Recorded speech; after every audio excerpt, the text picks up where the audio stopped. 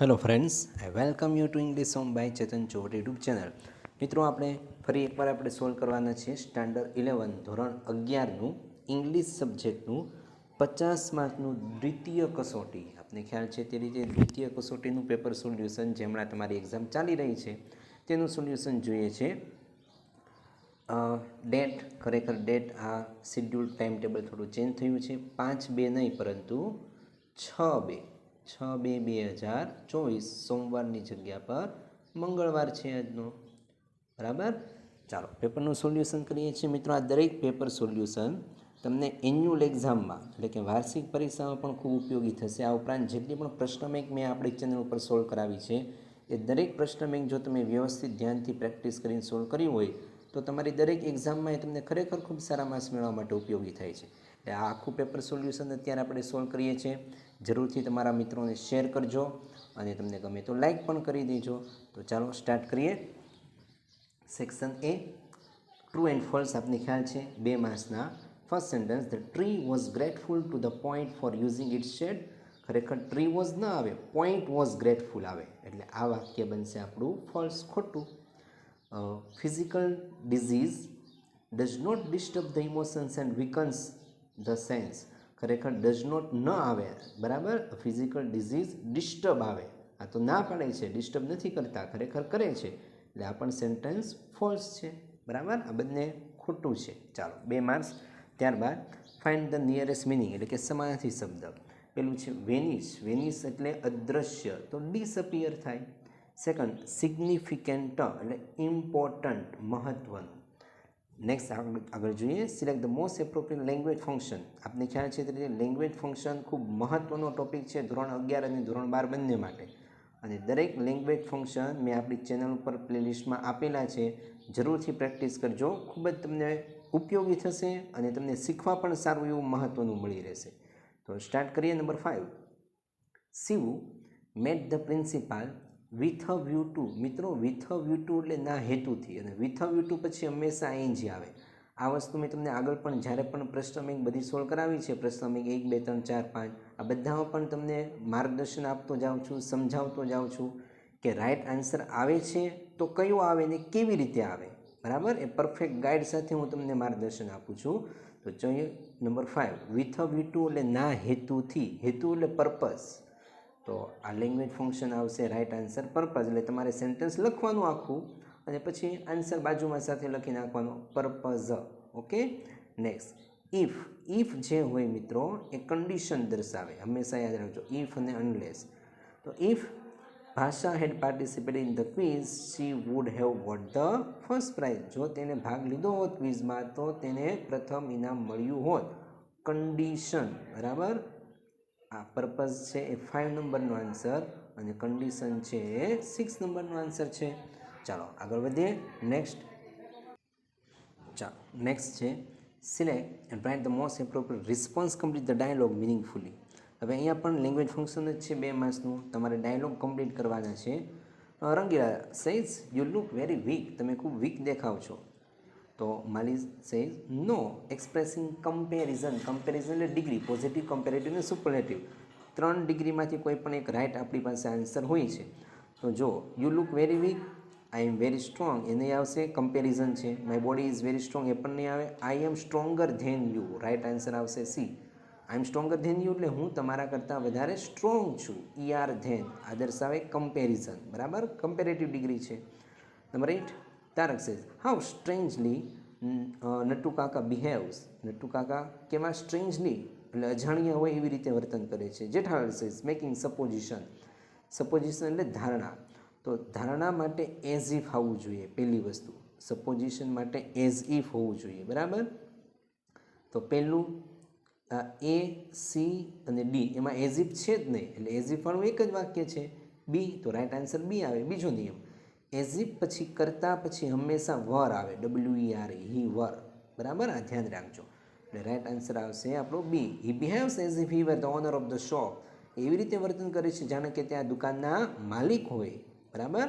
ચાલો નેક્સ્ટ, એટલે આ છે આપણા લેંગ્વેજ ફંક્શન. ખૂબ ઉપયોગી ટોપિક છે તમારા માટે. અને આ બધા જ લેંગ્વેજ ફંક્શન મેં બોર્ડ ઉપર તમને કમ્પ્લીટ સમજાવ્યા છે મિત્રો, અને પ્લેલિસ્ટમાં આપેલા પણ છે, એટલે વધારે જરૂર પડે તો ત્યાંથી પ્રેક્ટિસ કરી શકો છો. નેક્સ્ટ આગળ વધીએ. ચાલો જોઈએ.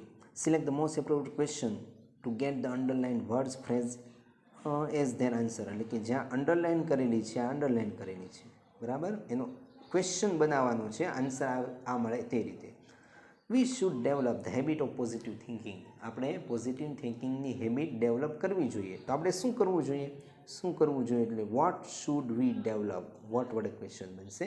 આપણે શું કરવું જોઈએ? તો આપણે પોઝિટિવ થિંકિંગની હેબિટ ડેવલપ કરવી જોઈએ. Number 10, C reads the Times of India regularly. Underline છે ટુ અનરીચ હર વોકેબ્યુલરી. એટલે કે શબ્દ ભંડોળને સમૃદ્ધ કરવા માટે તે ટાઈમ્સ ઓફ ઇન્ડિયા વાંચે છે. તો શા માટે વાંચે છે? શબ્દ ભંડોળને સમૃદ્ધ કરવા. શા માટે વાંચે છે? એટલે વાય વડે ક્વેશ્ચન બને.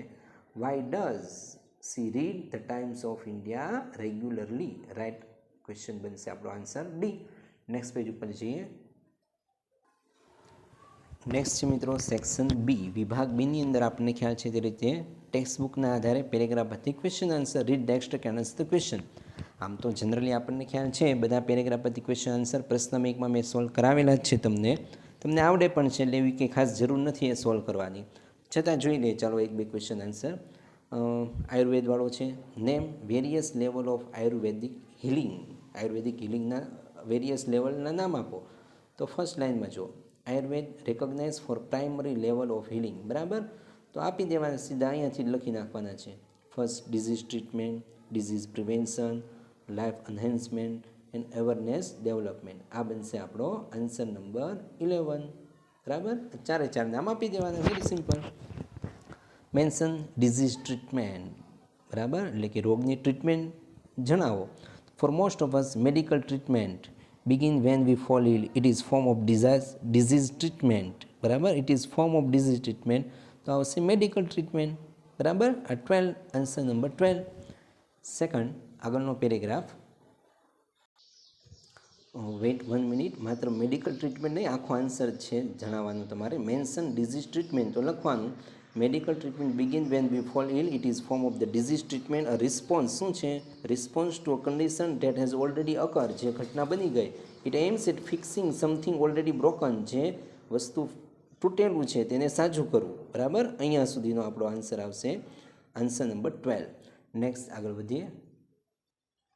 ચાલો નેક્સ્ટ પેરેગ્રાફનો પણ આન્સર જરા જોઈ લઈએ. What was the hardship of the village woman. એટલે કે વિલેજની જે વુમન હતી એમની હાર્ડશીપ, હાડમારી શું હતી? તો પાઠના આધારે ખ્યાલ છે અહીંયા રહ્યું. The village woman who had to walk long distance. લાંબા અંતર સુધી ચાલીને જવું પડતું હતું. શા માટે? For fuel, fodder and water, બરાબર.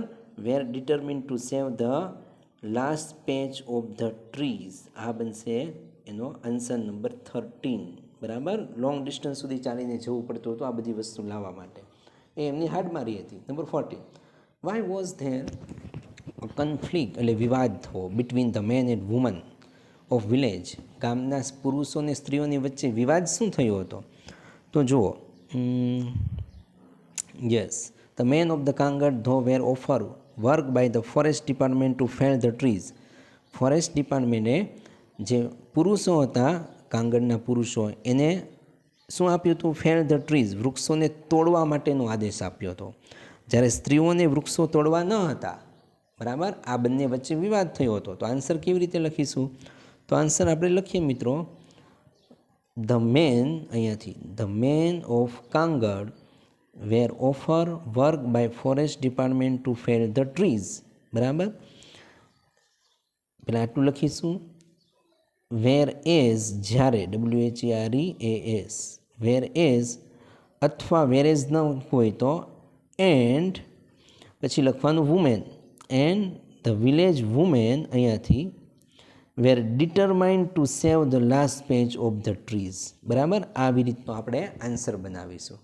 અને પછી લખવાનું this was the conflict between man and women of the village. બસ આટલું જ. નેક્સ્ટ આગળ વધીએ. ત્યારબાદ છે number 15, write the full form of Autofab. એટલે ઓટોફેબનું ફૂલ ફોર્મ આપો. તો જુઓ ફર્સ્ટ લાઇનમાં ઓટોમેટેડ ફેબ્રિકેશન ઓર ઓટોફેબ. તો લખવાનું સીધું the full form of the full form of OF AutoFab is the full form of AutoFab is automated fabrication full stop આવી રીતે. Second, what is the possible for human being, એટલે કે human being માટે શું possible છે? તો જુઓ, now it will be possible to acquire power, એટલે અહીંયાથી બનશે what is the possible for human being, તો લખવાનું it will be possible to acquire powers to manipulate of the properties of matter that is possible for human beings. આ બનશે આપણો answer number 16. Next જોઈએ.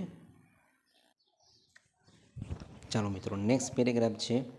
It was the summer 1936 Olympic games વિશે held in બેર્લિનમાં યોજાયો હતો. Number 17, four which event, એટલે કઈ event માટે, કઈ રમત માટે, ઓફ ઓલિમ્પિકની કઈ રમત માટે did the narrator trained himself, લેખકે પોતાને ટ્રેન કર્યા હતા. ઓલિમ્પિકની કઈ ઇવેન્ટ માટે લેખકે પોતાને ટ્રેન કર્યા હતા? તો વન બાય વન તમે વાંચશો એટલે આવશે આગળ. યસ, આઈ હેડ મીન્સ નેરેટર, લેખક, આઈ હેડ માય આઈ સ્પેશિયલી, એટલે મારું ધ્યાન કેન્દ્રિત હતું. આઈ સ્પેશિયલી ક્યાં? On the long jump. કોના ઉપર કેન્દ્રિત હતું ધ્યાન? લોંગ જમ્પ ઉપર. તો આન્સર આવી રીતે લખાશે, ધ નેરેટર ડીડ નીકળે એટલે ટ્રેનને લાગી જાય ઈડી, બરાબર, ભૂતકાળનું રૂપ. The narrator trained himself on the long jump, બરાબર. આ number 17, on the long jump. Number 18, why was the narrator startled, સ્ટાર્ટને આશ્ચર્યચકિત થવું, સરપ્રાઇઝ. તો જો આઈ વોઝ સ્ટાર્ટર્ડ, બરાબર.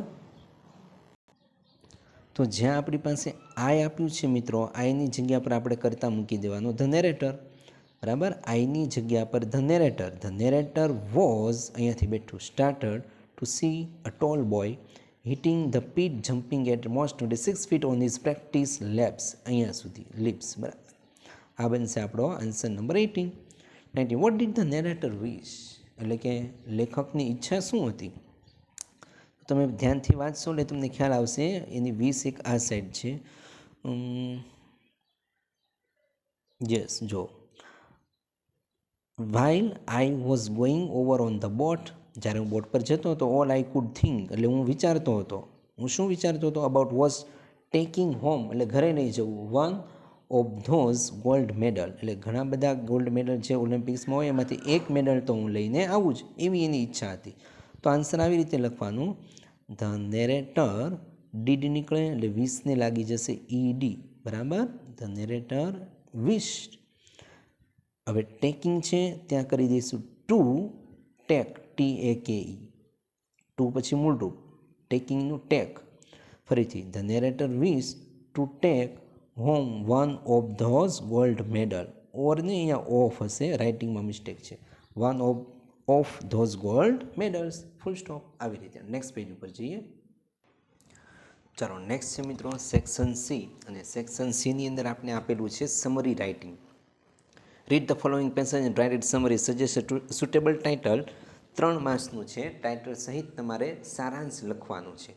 જો કે આખું સમરી રાઇટિંગ કેવી રીતે લખાય મિત્રો, એનું પ્લેલિસ્ટ તમે જોશો આપણી ચેનલ ઉપર, તો મેં બોર્ડ ઉપર કમ્પ્લીટ સમજાવેલું છે કે કેવી રીતે સમરી બનાવવી અને ટાઇટલ આપવું.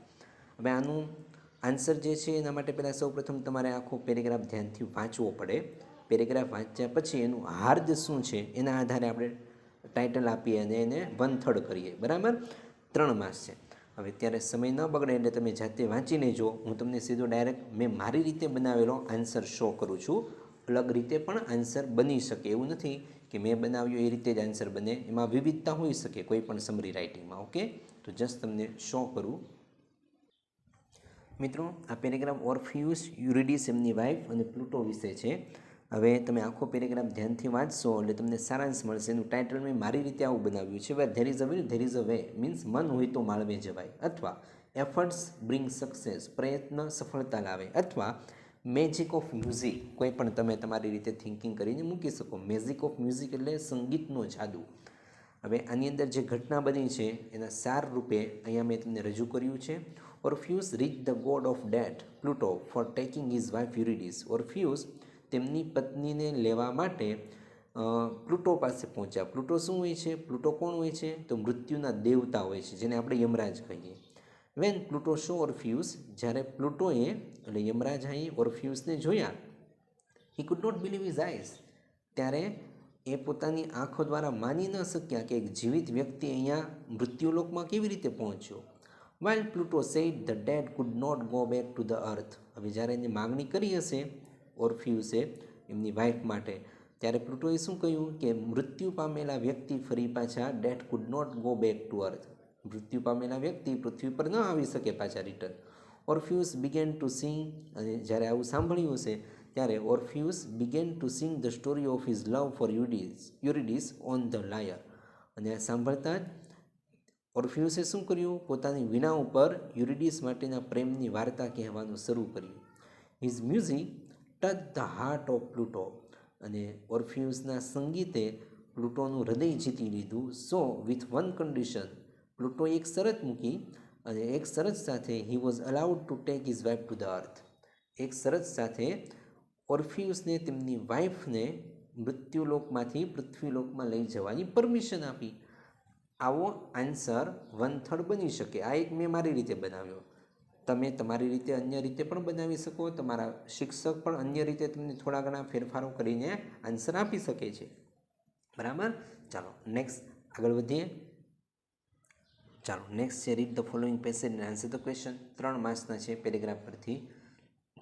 21. Who didn't have anything to wear in the dance party. Dance પાર્ટીમાં પહેરવા માટે કોની પાસે કશું જ નહોતું. મિત્રો આ પેરેગ્રાફ આગળની ક્વેશ્ચન બેંકમાં આવી ગયેલો છે કોઈ પણ એક. બરાબર. એટલે જો તમે પ્રશ્ન બેંકનું સોલ્યુશન ધ્યાનથી કર્યું હોય તો તમને જરૂરથી ફાયદો થાય. Who didn't have anything to wear in the dance party. કોની પાસે ડાન્સ પાર્ટીમાં પહેરવા માટે કશું જ ન હતું. તો animal of the forest and the dance party everybody was waiting for the moment. All animals new dress. Yes but the flamingo. અહીંયા જો all the animals had a new dress. બધા જ એનિમલ્સ પાસે નવા ડ્રેસ હતા. But પરંતુ the flamingo which is at the time were all white, કે જે આખો વ્હાઇટ હોય છે, didn't have anything to wear. એની પાસે પહેરવાનું કંઈ ન હતું. તો હું છે, હું દૂર કરવાનું, હુંની જગ્યા પર લખવાનું ધ ફ્લેમિંગોઝ, પછી બેઠું didn't have anything to wear in the dance party. Full stop. 22. Why were the snake worried about the flamingos trouser. અહીંયા ટી ભૂલાઈ ગયો છે ટાઈપિંગમાં. T trouser. બરાબર. તો જો why were the snake worried, શા માટે સાપ જે હતો એ ચિંતિત હતો અબાઉટ ધ ફ્લેમિંગોઝ ટ્રાઉઝર. તો લખવાનું ધ, અહીંયાથી સ્ટાર્ટ થશે આપણો answer. 22. The snakes were worried, આવ્યું આપણો ક્વેશ્ચનનો point, about the flamingos trouser because they showed that the trousers were made of snake skin. આ બનશે આપણો answer 22. Okay. Next, vote was the owl. Owl એટલે ઘુવડ શું હતા. તો જો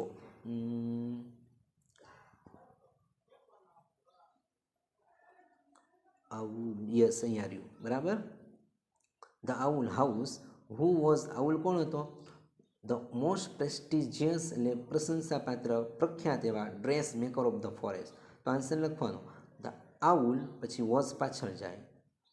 ધ આઉલ વોઝ અહીંયા આપેલું જ છે. જો ધ આઉલ પછી બેઠું was the most prestigious dress maker of the forest. આ બનશે આપણો આન્સર 23. બરાબર. ચાલો નેક્સ્ટ જોઈએ. નેક્સ્ટ છે મિત્રો read the stanza and answer the question. એટલે કે પોએમના આધારે પેરેગ્રાફના આધારે ક્વેશ્ચનના answer. 2 marks.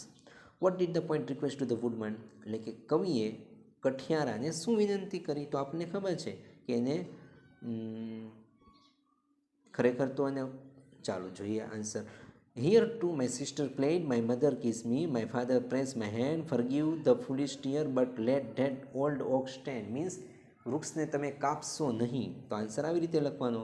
The poet, a poet request, did નીકળે એટલે ED. A point requested to the woodman not to cut the tree. બરાબર. અથવા આમ પણ ચાલે. A point requested to the woodman late that old oak stand. આમ લખો તો પણ ચાલે, અથવા તો ફેરફાર કરીને આમ પણ ચાલે. A point requested not to cut the tree to the woodman. બરાબર. મીન્સ કટ ન કરો એ વસ્તુ આવવી જોઈએ અંદર. Number 25. Name the trees mention in the stanza. આમાં કયા વૃક્ષનું નામ છે. તો ઓક. તો લખવાનું oak, OAK. Oak is the tree mention in the stanza, full stop. ચાલો નેક્સ્ટ જોઈએ. ડુ ઇઝ ડિરેક્ટેડ સૂચવ્યા પ્રમાણે કરો, 2 માર્ક્સ છે. સ્ટાર્ટ ધીસ વે, આવી રીતે શરૂ કરો. શું છે? My father teaches. હવે અહીંયા ક્વેશ્ચનમાં શું છે? My father taught. આ ટોટ જે છે મિત્રો એ ભૂતકાળ, એટલે આખો પેરેગ્રાફ ભૂતકાળનો છે. તમને ટીચીસ વાપરવાનું કહ્યું, એનો મતલબ થાય સાદો વર્તમાન કાળ. બીજું કશું જ નહીં કરવાનું, કર્તાની બાજુમાં જે ક્રિયાપદ હોય એનું વર્તમાન કાળનું રૂપ મૂકવાનું.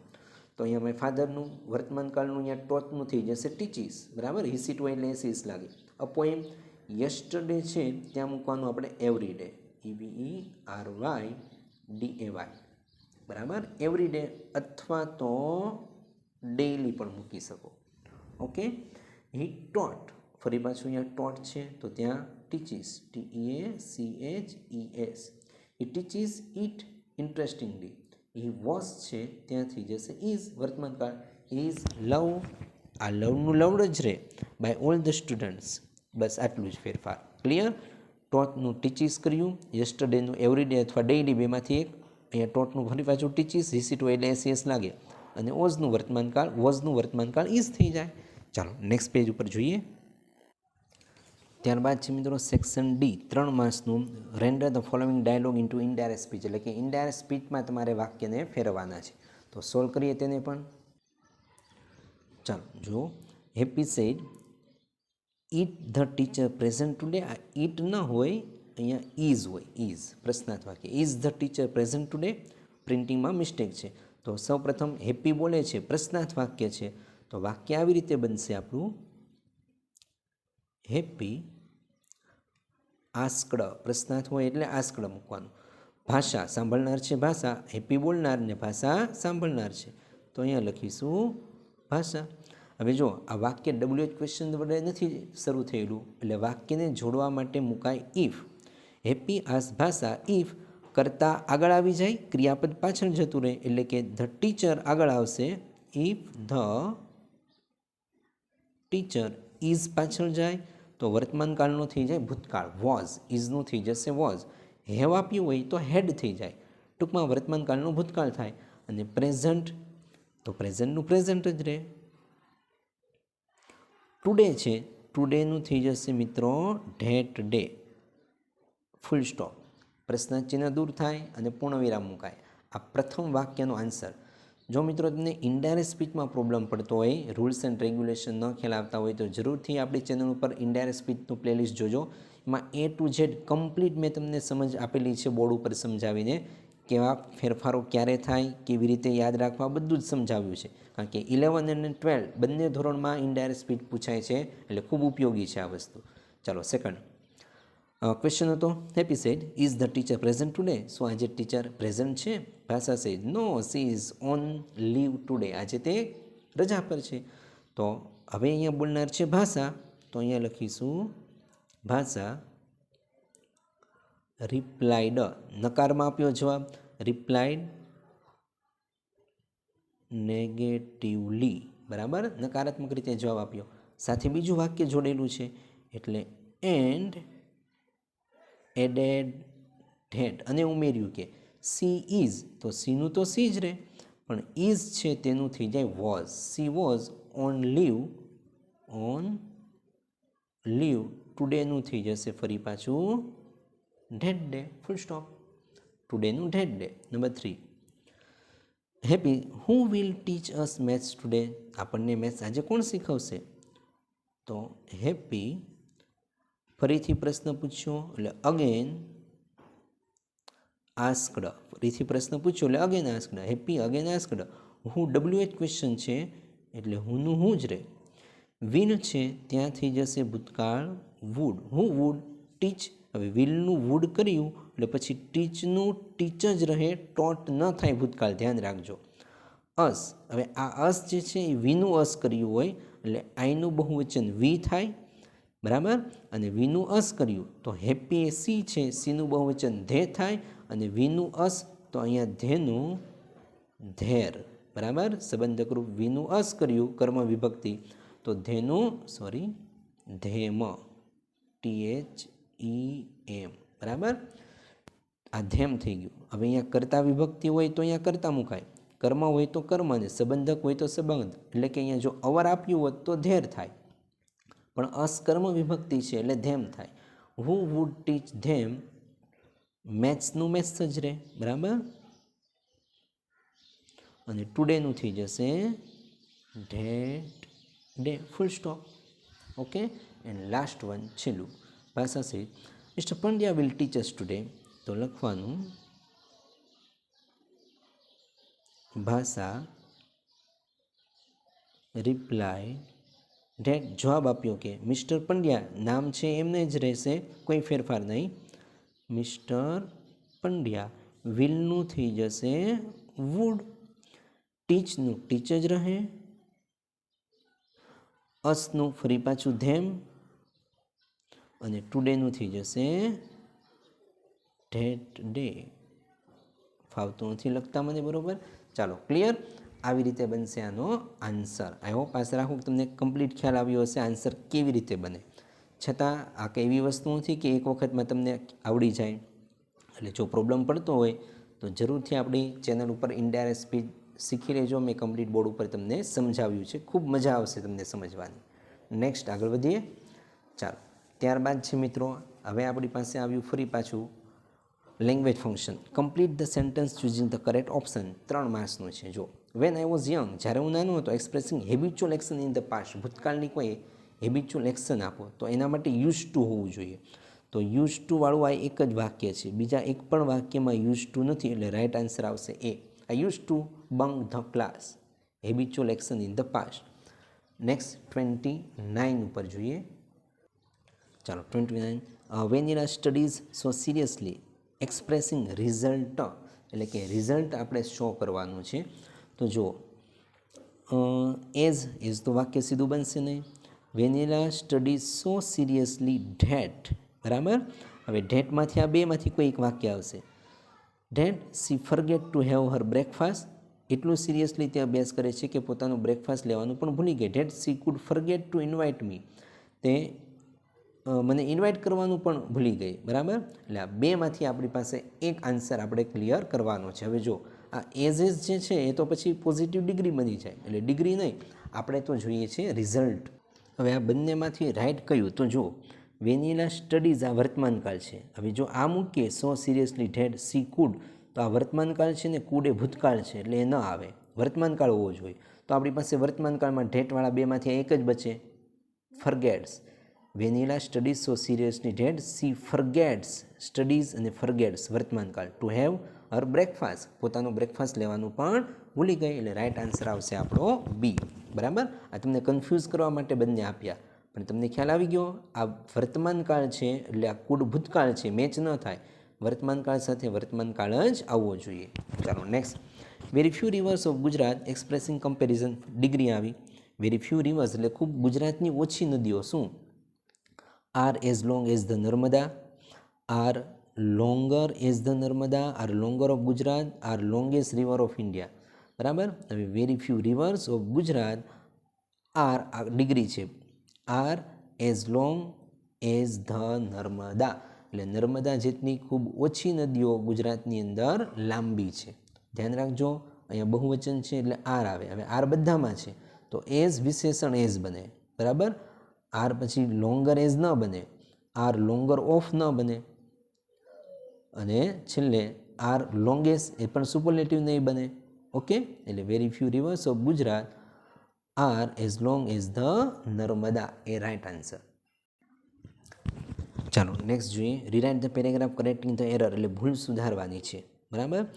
2 માર્ક્સનું. Nani was about 3 years 31st, 3 years તો યંગર ધેન, યાર ધેન, બરાબર. યંગર ધેન, નાના. વેન સી પાસ, પાસ એટલે જે જ્યારે તે મૃત્યુ પામ્યા. સી પાસ્ડ, ભૂતકાળ, ભૂતકાળના વાક્ય છે એટલે ભૂતકાળ. નેક્સ્ટ 33ની અંદર જોઈએ. ખાલી કે હિમાલયસ તો આપને ખબર છે આર્ટિકલ છે ધ હિમાલયસ, બરાબર. કોઈ એક જ હોય વસ્તુ, વ્યક્તિ, પદાર્થ, એક માટે આર્ટિકલ ધ વપરાય, નિશ્ચિતતા દર્શાવે. The Himalayas is one of the largest mountain, it is situated, તે આવેલો છે, in the north of India. Okay, and last છે મિત્રો સેક્શન ઈ. ચાલો જો સેક્શન ઈની અંદર છે study the following table and write the about 80 words about it. 3 માસમાં. હવે આને કહેવાય ઇન્ફોર્મેશન ટ્રાન્સફર. ખરેખર આના વાક્ય કેવી રીતે બને તો આ કમ્પ્લીટ વસ્તુ મેં તમને પરફેક્ટ સમજ સાથે બોર્ડ ઉપર સમજાવી છે, એટલે પ્લેલિસ્ટમાં જોઈ લેજો. છતાં નીચે ડિસ્ક્રિપ્શનમાં નીચે હું તમને એની લિંક આપી દઉં છું, જેને કહેવાય ઇન્ફોર્મેશન ટ્રાન્સફર. બરાબર, 3 માસનું છે. હવે આ સેન્ટેન્સ તમે જાતે બનાવી શકો, છતાં હું તમને 1-2 વાક્ય જસ્ટ સમજાવું. આ શાના વિશે ટેબલ છે? તો આપણે એમ કહી શકીએ કે આ ટેબલ ક્રિકેટરના સ્કોર બોર્ડ વિશે છે. બરાબર, તો વાક્ય તમે સિમ્પલ બનાવી શકો કે this table shows the score of cricketers. Okay, આવું વાક્ય તમે બનાવી શકો. ચાલો 1 મિનિટ તમને લખીને શો કરી દઉં. જો 2-3 વાક્ય મેં ફટાફટ તમને અહીંયા લખીને આપી દીધા. પેલું તો આપને ખ્યાલ છે તે ટેબલ શાનું છે એનું એક વાક્ય બનાવવાનું. તો this table shows the score of cricketer, અથવા this table shows the score board of cricketers. બીજું વાક્ય, હવે અહીંયા કોહલી 125 ટેસ્ટ મેચ રમ્યા છે, એમાં 10,122ને રન કર્યો છે સ્કોર, અને એમાં 34 સેન્ચુરી ફટકારેલી છે. તો વાક્ય આવું બને. બનાવી શકો, અલગ રીતે પણ બનાવી શકો. કોહલી મેડ 10,122 રન્સ. કોહલીએ 10,122 રન બનાવ્યા વિથ 34 સેન્ચુરી, 34 સેન્ચુરી સાથે, ઇન 125 ટેસ્ટ મેચીસ. કેટલા? 125 ટેસ્ટ મેચમાં. આવી રીતે વાક્ય બનાવ્યું એક મેં. બીજું વાક્ય જો, પંડ્યા 90 મેચ, 4,876 રન અને 6 સેન્ચુરી. તો શું બન્યું? પંડ્યા પ્લેડ, આ બીજી રીતે વાક્ય બનાવ્યું. Pandya played 90 test matches. Pandya 90 test match રમ્યા, એન્ડ સ્કોર, કેટલો સ્કોર બનાવ્યો? 4,876 રન્સ વિથ 6 સેન્ચુરીઝ. બરાબર, એટલે આવી રીતે બાકીના બધા તમે રાહુલ દ્રવિડ, રોહિત શર્મા, આ બધા સેન્ટેન્સ તમે આવી રીતે 1 by 1 બનાવી શકો. તમને જસ્ટ ખ્યાલ આવે એટલે વાક્ય મેં તમને અહીંયા શો કર્યા, બતાવી. ચાલો નેક્સ્ટ જોઈએ. 36 write a report on the celebration of independence day. મિત્રો આ ઇન્ડિપેન્ડન્સ ડેનો રિપોર્ટ આપણે પ્રશ્ન બેંક જે હતી એમાં પણ પૂછાયેલો છે, અને ઇન્ડિપેન્ડન્સ ડેનો રિપોર્ટ મેં કમ્પ્લીટ તમને બોર્ડ ઉપર લખાવીને સમજાવ્યો છે. યાદ રહે એ રીતે. જો તમે કોઈ પ્રશ્ન બેંક સોલ્વ કર્યું હોય, યાદ રાખ્યું હોય, તો તમને 5 માંથી 5 માર્ક મળી જાય. આ ઇન્ડિપેન્ડન્સ ડેનો રિપોર્ટ નીચે હું ડિસ્ક્રિપ્શનમાં આપી દઉં છું લિંક, જેથી તમને ત્યાંથી તરત જ વિડીયો લેક્ચર જોવા મળશે. Next, write an email to the municipal corporation complaining about the unhygienic condition in your area. એટલે કે તમારા એરિયાની અંદર અનહાઇજેનિક કન્ડિશનવાળો વિસ્તાર છે, એના વિશે તમારે ઈમેલ લખવાનો છે. એ પણ ખૂબ ઇઝી છે, તમે તૈયાર કર્યું હોય એ રીતે. આઈ હોપ, આશા રાખું કે તમને ખ્યાલ આવ્યો હશે સોલ્યુશન પેપરનું કેવી રીતે થાય, આન્સર કેવી રીતે આવે. જો મિત્રો ખરેખર ગમ્યું હોય તો લાઇક કરી દો આપણા વિડીયોને. ફ્રેન્ડ સર્કલમાં જરૂરથી શેર કરો, જેથી એમને પણ શીખવા મળે, પ્રેક્ટિસ થાય. અને આવા જ વિડીયો મળતા રહેશે. એના માટે ચેનલ સબસ્ક્રાઈબ ન કરી હોય તો અત્યારે સબસ્ક્રાઈબ કરી દો. ઉપરાંત મિત્રો આપણી ચેનલ ઉપર દરેક ગ્રામરના topic, active passive voice, direct indirect speech, language function, આ બધું જ સમજાવ્યું છે. એટલે જરૂરથી પ્રેક્ટિસ કરજો અને વધારે માર્ક્સ મેળવજો નેક્સ્ટ એક્ઝામ માટે પણ. Best of luck.